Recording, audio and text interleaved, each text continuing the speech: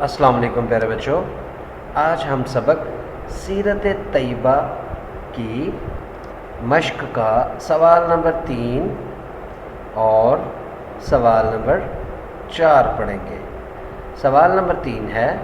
رسول اللہ صلی اللہ علیہ وآلہ وسلم کی جانوروں پر شفقت کے بارے میں آپ کیا جانتے ہیں؟ اور سوال نمبر 4 ہے، من لا یرحم لا یرحم کا ترجمہ لکھیے۔ تو پیارے بچوں، آج کے سبق میں ہم ان 2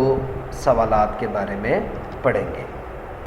بچوں، آپ کی اسلامیات کی کتاب کے صفحہ نمبر 16 پر اگر آپ دیکھیں تو اس سوال کا جواب یہاں سے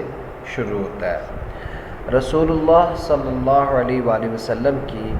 رحمت و شفقت انسانوں تک ہی محدود نہ تھی، بلکہ آپ صلی اللہ علیہ وآلہ وسلم جانوروں کے ساتھ بھی رحمت و شفقت کا معاملہ فرماتے، یعنی آپ صلی اللہ علیہ وآلہ وسلم کو اللہ تعالیٰ نے اس دنیا میں رحمت بنا کر بھیجا ہے، اور آپ صلی اللہ علیہ وآلہ وسلم نہ صرف انسانوں کے لیے رحمت و شفقت کا مجسمہ تھے، آپ صلی اللہ علیہ وآلہ وسلم کی رحمت و شفقت انسانوں تک ہی محدود نہ تھی، یعنی وہ صرف انسانوں کے لیے ہی رحمت و شفقت نہ تھے، بلکہ آپ صلی اللہ علیہ وآلہ وسلم جانوروں کے ساتھ بھی رحمت، محبت اور شفقت والا رویہ فرماتے۔ چنانچہ ایک صحابی نے جب کسی پرندے کے بچوں کو اٹھایا اور وہ شور مچانے لگا تو رسول اللہ صلی اللہ علیہ وآلہ وسلم نے پوچھا کہ کس نے اس پرندے کے بچوں کو اٹھا کر بے قرار کیا؟ اس پر اس صحابی نے بچے لا کر ادھر رکھ دیے، جس کے بعد اس پرندے کو قرار آیا۔ یعنی آپ اس بات سے اندازہ لگا سکتے ہیں کہ ہمارے پیارے نبی صلی اللہ علیہ وآلہ وسلم کس طرح جانوروں، پرندوں اور کائنات کی ہر چیز کے لیے رحمت اور شفقت تھے، کہ ایک صحابی نے کسی پرندے کے بچے اس کے گھونسلے سے اٹھا لیے۔ اب جب پرندے نے اپنے گھونسلے میں دیکھا کہ وہاں پر بچے نہیں ہیں تو وہ شور مچانے لگا، وہ پرندہ شور مچانے لگا۔ آپ صلی اللہ علیہ وآلہ وسلم نے اس پرندے کا شور جب سنا اور اس کی بے قراری کو دیکھا تو آپ صلی اللہ علیہ وآلہ وسلم نے صحابہ کرام سے پوچھا کہ اس پرندے کو کس نے بے قرار کیا، یعنی اس کے بچے کس نے اٹھا لیے، یعنی وہ اپنے بچوں کو وہاں پر گھونسلے میں موجود نہ پا کر بے قرار تھا۔ تو اس پر جس صحابی نے اس پرندے کے بچے اٹھائے تھے،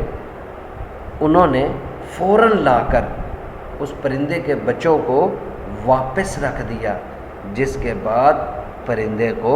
قرار آیا، یعنی آپ صلی اللہ علیہ وآلہ وسلم نے پرندے کی بے چینی کو بھی بھانپ لیا تھا اور فوراً ہدایت فرمائی صحابی کو کہ اس کے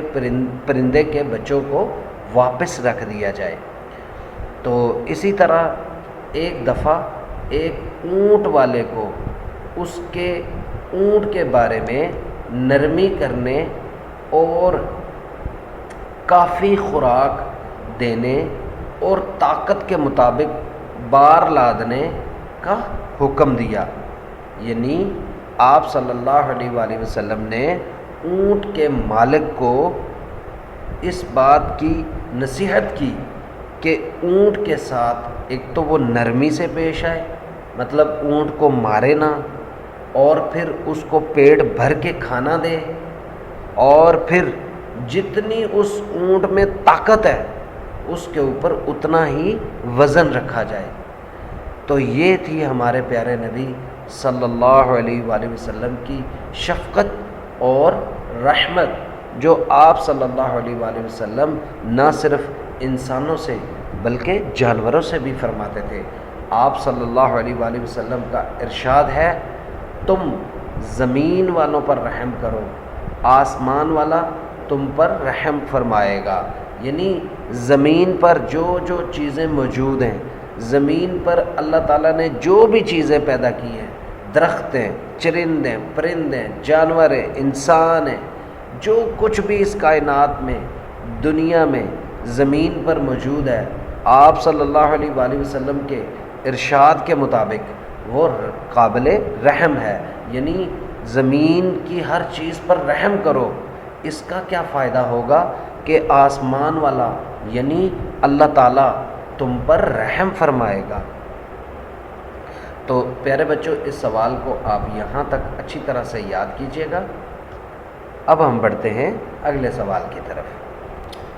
پیارے بچوں، اس سوال کا جواب بھی صفحہ نمبر 16 پر ہے۔ اگر آپ دیکھیں تو یہاں پر ہے، یہ حدیث پاک ہے، من لا یرحم لا یرحم۔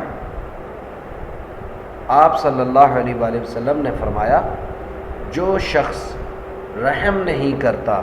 اس پر رحم نہیں کیا جاتا۔ یعنی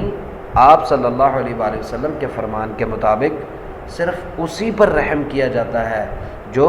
دوسروں پر رحم کرتا ہے، یعنی اللہ تعالیٰ بھی اسی پر رحم فرماتا ہے جو لوگوں پر رحم کرتا ہے۔